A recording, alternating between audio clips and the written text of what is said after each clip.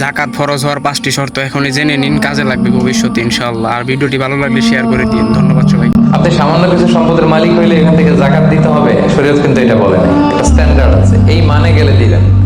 সেটা কত?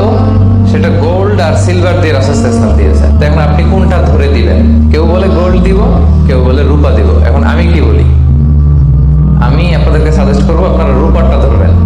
অল্প আসুক না, ধরেন আপনার 1000 টাকা জাকাত আসছে, তা আপনি যদি 1000 টাকা জাকাত দেন, এটা আপনার হৃদয়ে একটা প্রশান্তির কারণ হবে না যে আমি সম্মানিত জাকাত দাতা আলহামদুলিল্লাহ। এবং এত বড় একটা ফরজ ইবাদতের লিস্টে যে আপনি ঢুকতে পারছেন, এটা তো কম কিসে। কি বলে? শর্ত আছে, এই শর্তগুলো আমরা শুনবো। 5টা শর্ত। প্রাইমারি শর্ত হচ্ছে নিসাব পরিমাণ সম্পদের মালিক হওয়া, আর এটা হালানিল হাউল 1 বছর থাকা। এটা হচ্ছে প্রাইমারি শর্ত। আরো 3টা সেকেন্ডারি শর্ত হচ্ছে আল মিলকিয়া, পূর্ণ ওনারশিপ থাকা, আর জিয়াদা, এটা আপনার অতিরিক্ত টাকা এটা হওয়া, আর হচ্ছে আদামুদ্দুয়ুন, ঋণ না থাকা। এই 5টা শর্ত আমি ব্যাখ্যা করলে আপনি বুঝবেন। 1 নম্বর হচ্ছে নিসাব পরিমাণ সম্পদের মালিক হওয়া। আপনি সামান্য কিছু সম্পদের মালিক হইলে এখান থেকে জাকাত দিতে হবে, শরীয়ত কিন্তু এটা বলে নাই। সুবহানাল্লাহ। আপনি জাকাতের নিয়ম শুনলে দেখবেন যে ইসলাম কতটা ব্যালেন্সড। একটা থ্রেশহোল্ড আছে, একটা স্ট্যান্ডার্ড আছে, এই মানে গেলে দিবেন। সেটা কত? সেটা গোল্ড আর সিলভার দিয়ে রাসূল সাল্লাল্লাহু আলাইহি ওয়াসাল্লাম দিয়েছেন। কারণ তখন গোল্ড আর সিলভারের কয়েন ছিল, মুদ্রা ছিল। আগে কিন্তু সোনা আর রূপা দিয়ে মুদ্রা বানানো হতো, পরে এটা পেপার মানি শুরু হয়েছে, কাগজের টাকা। তো একটা হচ্ছে দিনার আর একটা দিরহাম। রাসূল সাল্লাল্লাহু আলাইহি ওয়াসাল্লাম যে থ্রেশহোল্ড বেঁধে দিয়েছেন সেটা হচ্ছে 7.5 তোলা স্বর্ণ বা 52.5 তোলা রূপা। রিপিট, এটা সবাই জানেন আশা করি, যে 7.5 তোলা স্বর্ণ আর 52.5 তোলা রূপা। আধুনিক সময়ে গ্রাম দিয়ে দোকানদাররা হিসাব করে, তো গ্রাম দিয়ে যদি আপনি বুঝেন তাহলে 85 গ্রাম স্বর্ণ অথবা 595 গ্রাম রূপা, এটা হচ্ছে থ্রেশহোল্ড। অথবা এর সমপরিমাণ অর্থ, ক্যাশ টাকা যদি আপনার কাছে থাকে, তাহলে আপনি নিসাবের মালিক হয়েছেন। যেদিন আপনি এই নিসাবের মালিক হবেন, ওই দিনটা আপনি ডায়েরিতে টুকে রাখবেন। কারণ এটা যদি 1 বছর আপনার কাছে এরকম থাকে, 1 বছর পরে যে আপনি জাকাত দিবেন, কিভাবে দিবেন আমি সামনে বলবো। তো এই নিসাব নিয়ে একটা প্রবলেম আছে। প্রবলেমটা হচ্ছে 7.5 তোলা স্বর্ণ আর 52.5 তোলা রূপার দাম কিন্তু এক না। 52.5 তোলা রূপার দাম খুব কম, আর 7.5 তোলা স্বর্ণের দাম অনেক বেশি। এটা হইল একটাই কম আর একটা বেশি। ঘটনা হচ্ছে রাসূল সাল্লাল্লাহু আলাইহি ওয়াসাল্লাম যখন এই থ্রেশহোল্ডটা বেঁধে দিয়েছিলেন নিসাবটা, তখন দুইটার মান সমান ছিল। তখন 7.5 তোলা স্বর্ণ দিয়ে 52.5 তোলার মতো রূপা পাওয়া যেত, অথবা কেউ 52.5 তোলা রূপা বিক্রি করলে 7.5 তোলা স্বর্ণ পেত। কিন্তু পরে সিলভার ফল করতে শুরু করলো, ফল করতে করতে আজকে এই অবস্থা। গোল্ড আবার খুব একটা ফল করে নাই, ফলে গোল্ডের স্টেবিলিটিটা এখনো রয়ে গিয়েছে। তো এখন আপনি কোনটা ধরে দিবেন জাকাতটা? যদি আপনি রূপা ধরেন, কথার কথা, রূপা যদি এই 1 ভরির দাম 1000 টাকা হয়, তাহলে 52.5 ভরির দাম কত? 52,500 টাকা। কিন্তু স্বর্ণ যদি আপনি হিসাব করেন, 1 ভরি যদি 50,000 হয়, 7.5 ভরি কত? 3.5 লাখ প্লাস। তাহলে প্রায় 7 গুণ কম বেশি, তাই না? এটা নিয়েই হয়ে গেছে জটিলতা। দেখুন আপনি কোনটা ধরে দিবেন। অনেকে বলে না গোল্ড দিব, কারণ গোল্ড ফল করে নাই, এটার যে স্ট্যান্ডার্ড এটা এখনো বজায় আছে। এটা নিয়ে অনেক আলোচনা, আমি খুব সংক্ষেপে বলি।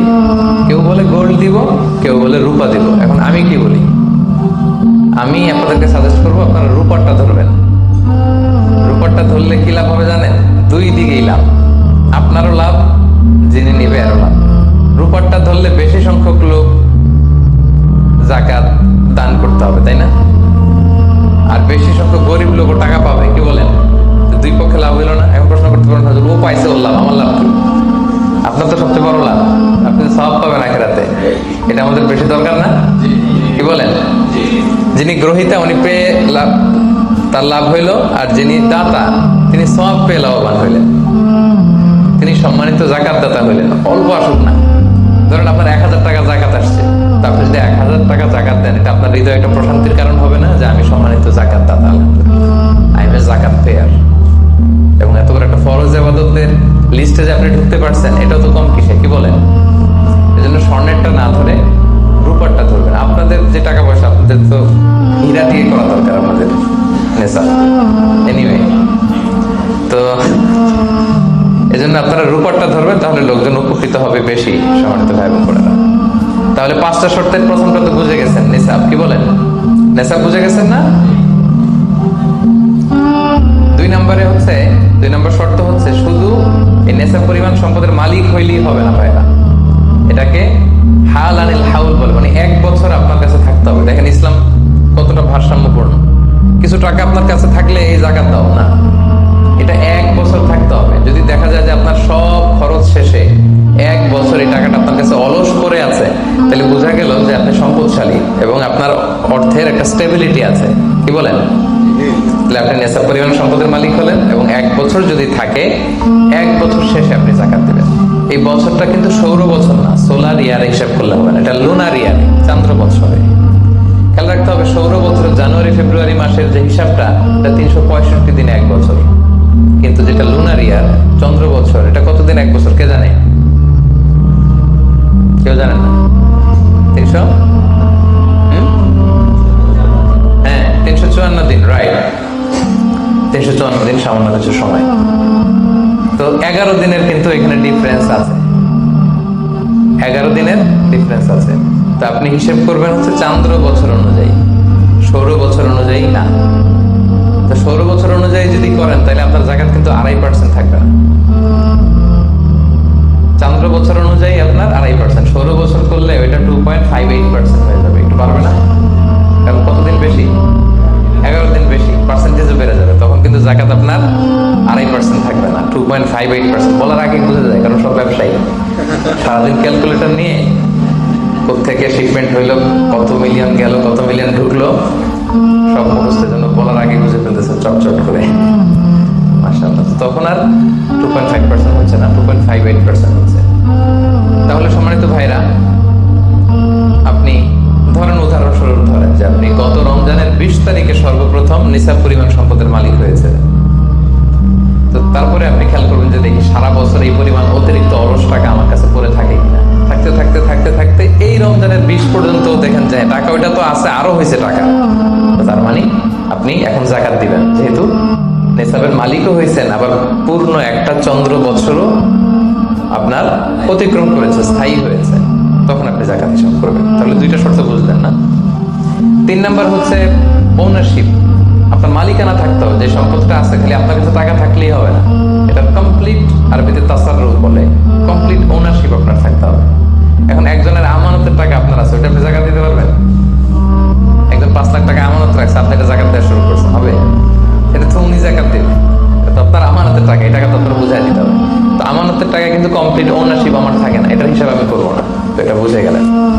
4 নাম্বার হচ্ছে এই টাকা আপনার অতিরিক্ত হইতে হবে, আরবিতে বলে জিয়াদা। দেখেন ইসলাম কত সুন্দর। ইসলাম বলে আপনার নিজের পার্সোনাল এক্সপেন্সিস, আপনার লিভিং কস্ট, আপনার সব ধরনের অ্যাকোমোডেশন, আপনার ট্রান্সপোর্টেশন এক্সপেন্সিস, আপনার মেডিকেল এক্সপেন্সিস, আপনার বাচ্চার স্কুলিং, আপনার ইয়ারলি ট্রিপ যদি থাকে, এন্টারটেইনমেন্ট করেন, বছরে আপনি একবার ফ্যামিলি আউটিং করেন, এই খরচগুলো, যত খরচ আপনার হতে পারে, এই সব খরচ শেষেও কিছু টাকা আপনার থেকে যায়, ইসলাম বলে ওইটার উপরে জাকাত দিবেন। সুবহানাল্লাহ। জিয়াদা, অতিরিক্ত হওয়া শর্ত। আপনার লাগে, যদি আপনার এই টাকা লাগে, ওটা তো আপনি ইউজ করবেন। আপনার টাকার ব্যবহারের জন্য সবচেয়ে বেশি হকদার কে? আপনি নিজে। আপনার সব খরচ আলহামদুলিল্লাহ সুন্দরভাবে চলে, এরপরও নিসাব পরিমাণ টাকা বছর ব্যাপী যখন আপনার রয়ে গেল, ইসলাম বলে 2.5%। তাহলে অতিরিক্ত হইতে হবে। সর্বশেষ শর্ত, 5টা শর্তের সর্বশেষ শর্ত হচ্ছে ঋণ থাকতে পারবে না। ঋণ থাকলে ওইটা জাকাত থেকে বাদ যাবে। ধরেন আপনার আছে 5 লক্ষ, কিন্তু আবার ঋণও আছে 5 লক্ষ, কথা কথা, তো এটা তো আপনি আগে ঋণ দিবেন, আপনার জাকাত দিতে পারবেন না। এই কথাটা কি বুঝতে পারছেন? ঋণ ভাই 3 ধরনের। কয় ধরনের? 3 ধরনের। একটা হচ্ছে আপনার একবারে পরিশোধ করতে হবে, এরকম ঋণ থাকে না, যে আমি মুরাদ ভাইয়ের কাছ থেকে 1 লক্ষ টাকা নিলাম, আজকে আমার জাকাতের হিসাব করার ডেট, তো 1-2 মাসের মধ্যে টাকাটা দিতে হবে। তো তখন এই যে 1 লক্ষ টাকা উনি পাবে, এই টাকাটা আমি বাদ দিব আমার অন্যান্য অ্যাসেট থেকে, বাদ দিয়ে যদি দেখি যে না, তারপরে জাকাত হয় দিব, আর না হলে দিব না, কারণ এটা একবারে দিতে হবে। ওনারা বলছে যে 1 লক্ষ আমি একবারে দিয়ে দিব আপনাকে 1 মাস পরে, এভাবে ঋণটা নিয়েছিলাম। তাহলে কিছু কিছু ঋণ আছে একবারে পরিশোধযোগ্য, ওকে, কিভাবে বাদ যাবে আমি ক্যালকুলেশন করে দেখাবো। ঋণের দ্বিতীয় প্রকার হচ্ছে ইনস্টলমেন্টের কিছু ঋণ আছে, কিস্তিতে দেয়া লাগে। লেটস সে আমি 1 কোটি টাকা দিয়ে একটা গাড়ি কিনেছি, BMW গাড়ি, বা 50 লক্ষ টাকা দিয়ে আমি একটা হুন্ডা গাড়ি কিনেছি, 50 লক্ষ টাকা। তো এটা আমি কিস্তিতে কিনেছি। কিস্তির ঋণ যদি হয় তাহলে আপনি কিন্তু পুরোটা বাদ দিতে পারবেন না, তখন সর্বোচ্চ 12 মাসের কিস্তি বাদ দিতে পারবেন, 12 মাসের, তাও এই চন্দ্র মাসের হিসাবে। কারণ জাকাতের হিসাবটা কি 12 মাসের হিসাব, তাই না? এটা একটা ইয়ারলি ক্যালকুলেশন। আপনি পুরোটা যদি একবারে বাদ দেন তাহলে তো আপনার আর জাকাত দিতে হবে না। কি বলেন? বাংলাদেশে অনেক বড় বড় সিআইডি ব্যবসায়ী আছে, ওনারা হাজার হাজার কোটি টাকা ব্যাংক থেকে ব্যবসায়ের কারণে ঋণ নেন এবং ওনাদের ঋণ খেলাপি হয়। তো ওনারা যদি বলে হুজুর আমার তো ঋণ আছে, উনি আর জাকাত দিবে কি? ওনারই তো আমার জাকাত দেওয়া লাগবে। কি বলেন? বড় বড় সিআইপিরা যদি ঋণের দোহাই দেয়, উনি আর জাকাত দিবে কি? উনি তো ঋণী। তাহলে উনারই কিছু জাকাত আমাদের দেওয়া লাগবে, কারণ আমরা জাকাতের 8টা খাতের মধ্যে একটা পড়েছি, বল গরিমিনা। কি বলেন? ঋণগ্রস্ত ব্যক্তিকে জাকাতের টাকা দিয়ে হেল্প করা যায়, তো উনি আর দিবে কি? উনারে দিয়ে আমরা। ওই ঋণ বাদ দেওয়া যাবে না। ইনস্টলমেন্টের ঋণ হইলে 12 মাসের, আর ওইরকম ঋণ খেলাপি 1000 কোটি টাকা, এগুলো বাদ দেওয়া যাবে না। 3 নাম্বার ঋণ হচ্ছে লাক্সারি পণ্য কিনতে যে ঋণ হয়, এই ঋণ জাকাত থেকে বাদ দেওয়া যাবে না। বিলাসিতামূলক কিছু যদি আপনি কিনেন, আপনি একটা লাম্বরগিনি কিনলেন 10 কোটি টাকা দিয়ে, এটা আপনি জাকাত থেকে বাদ দিতে পারবেন? পারবেন না। তাহলে লাক্সারি আইটেমের যে ঋণ, এটা বাদ দেওয়া যায় না। তাহলে ঋণের ব্যাপারটা পুরোপুরি বুঝে গেছেন না? এই 5টা শর্ত যদি থাকে আপনার মধ্যে পাওয়া যায়, অর্থাৎ আল্লাহ তাআলা আপনাকে একটা নিসাব পরিমাণ সম্পদের মালিক বানিয়েছেন, এটা আল্লাহ তাআলা পুরো 1 বছর আপনার এই পরিমাণ টাকা আপনার মধ্যে স্টেবল ছিল, এবং এটা পূর্ণ ওনারশিপ আপনার আছে, এবং এটা আপনার সব খরচের অতিরিক্ত, এবং সবশেষে এটা আপনার ঋণের বাইরে। ওই সম্পদ থেকে আল্লাহ তাআলা আপনাকে জাকাত দিতে বলেছেন। তাহলে জাকাতের শর্ত সবার ক্লিয়ার?